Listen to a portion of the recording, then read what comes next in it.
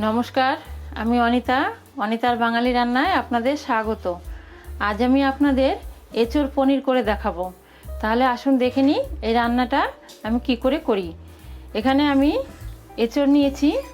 এঁচোড়টাকে আগে থেকেই লবণ আর হলুদ দিয়ে সেদ্ধ করে রেখে দিয়েছি। এখানে কিছু পনির নিয়েছি। পনিরটাকে ছোটো ছোটো টুকরো করে একটু লবণ হলুদ মেখে আমি ভেজে রেখেছি। পনিরটা কিন্তু আমি খুব বেশি ভাজিনি, হালকা একটু ভেজেছি। দেখুন একদম নরম রয়েছে। পনির কখনোই খুব বেশি ভাজলে হবে না, তাহলে শক্ত হয়ে যাবে। তাই হালকা একটু পনির ভেজে নিতে হবে। তাহলে আসুন দেখে নিই রান্নাটা আমি কি করে করি। গ্যাসে কড়া বসিয়ে দিয়েছি। কড়াতে পনির ভাজা তেল রয়েছে। এবার আমি এই তেলের মধ্যে আলুগুলোকে ভেজে নেব। আমি এঁচোড়ের সঙ্গে আলুগুলোকেও একটু সেদ্ধ করে নিয়েছি হালকা। আমি অল্প হালকা করে একটু ভেজে নেব। আলুগুলো ভাজা হয়ে গেছে। এবার এগুলোকে আমি নামিয়ে নিচ্ছি। এই তেলের মধ্যে ফোড়ন দিচ্ছি। গোটা জিরে, গোটা গরম মশলা, লবঙ্গ, এলাচ, দারচিনি আমি একটু থেতো করে নিয়েছি, এগুলোকে দিয়ে দিচ্ছি। এখানে কিছু মশলা নিয়েছি। 1 চামচ আদা, 1 চামচ জিরে, 1 চামচ ধনে আর 1 চামচ কাঁচা লঙ্কা। এই মশলাটাকে দিয়ে দিচ্ছি। স্বাদ মতো হলুদ গুঁড়ো দিয়ে দিচ্ছি। লবণ দিয়ে দিচ্ছি। আমি এঁচোড়টা সেদ্ধ করার সময় একটু লবণ দিয়েছি, তাই আমি অল্প লবণ দিচ্ছি। আপনারা আপনাদের টেস্ট অনুযায়ী লবণ দেবেন। এবার এই মশলাগুলোকে আমি ভালো করে কষিয়ে নেব। মশলার বাটিটা ধুয়ে একটু জল দিয়ে দিলাম।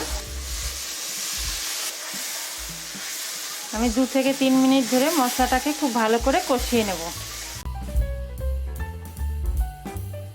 ঢাকা দিয়ে দিচ্ছি। ঢাকাটা তুলে নিচ্ছি। মশলাটা খুব ভালো করে কষানো হয়ে গিয়েছে। এবার এর মধ্যে আমি এখানে কাজু বাদাম, কিশমিশ, চালমগজ আর পোস্ত একসঙ্গে বেটে নিয়েছি, এটাকে দিয়ে দিচ্ছি। এই রান্নাটাতে পোস্ত বাটাটা একটু বেশি দিতে হবে। আমি এখানে পোস্তর পরিমাণটা একটু বেশি দিয়েছি। এটা সম্পূর্ণ নিরামিষ এঁচোড় পনির রান্না, তাই এটাকে একটু পোস্ত বাটা বেশি দিতে হবে। পোস্তটা দিয়ে খুব ভালো করে এই মশলার সঙ্গে মিশিয়ে আরও 1 মিনিট কষিয়ে নেব। এখানে আমি 2 চামচ টক দই নিয়েছি। টক দইটাকে খুব ভালো করে ফেটিয়ে নিয়েছি। এই টক দইটাকে দিয়ে দিচ্ছি। জল দিয়ে দিচ্ছি একটু। মশলাটা খুব ভালো করে মিশিয়ে কষিয়ে নিয়েছি। এবার আমি এর মধ্যে সেদ্ধ করা এঁচোড়গুলোকে দিয়ে দিচ্ছি। এটাতে কিন্তু আমি কোনো পেঁয়াজ রসুন দিইনি, একদম সম্পূর্ণ নিরামিষ এঁচোড় পনির, তাই কোনো পেঁয়াজ রসুন আমি এর মধ্যে দিইনি। এঁচোড়টা দিয়ে আবার মশলার সঙ্গে খুব ভালো করে নেড়েচেড়ে মিশিয়ে নেব। এবার এর মধ্যে আমি ভেজে রাখা আলুগুলোকে দিয়ে দিচ্ছি।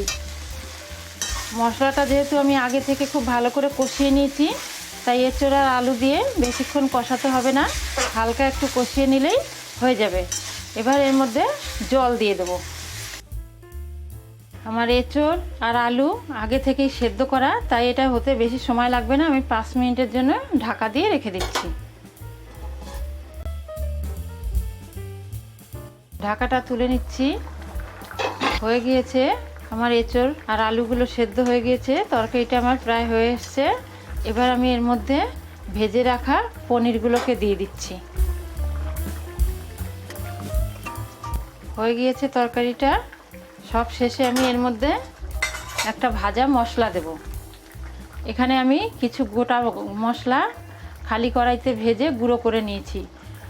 অল্প জিরে, ধনে, তেজপাতা, শুকনো লঙ্কা, গোটা গরম মশলা, লবঙ্গ, এলাচ, দারচিনি, এই গুঁড়োগুলোকে আমি দিয়ে দিচ্ছি। মশলাটা দিয়ে সবজির সঙ্গে খুব ভালো করে নেড়েচেড়ে মিশিয়ে নেব। তৈরি হয়ে গেল এঁচোড় পনির। আমি যেভাবে রান্নাটা আপনাদের দেখালাম, আপনারা ঠিক সেইভাবে রেসিপি ফলো করে অবশ্যই বাড়িতে করবেন। খেতে খুব ভালো লাগবে। সম্পূর্ণ নিরামিষ এঁচোড় পনিরের তরকারি। এবার আমি এটাকে নামিয়ে নিচ্ছি।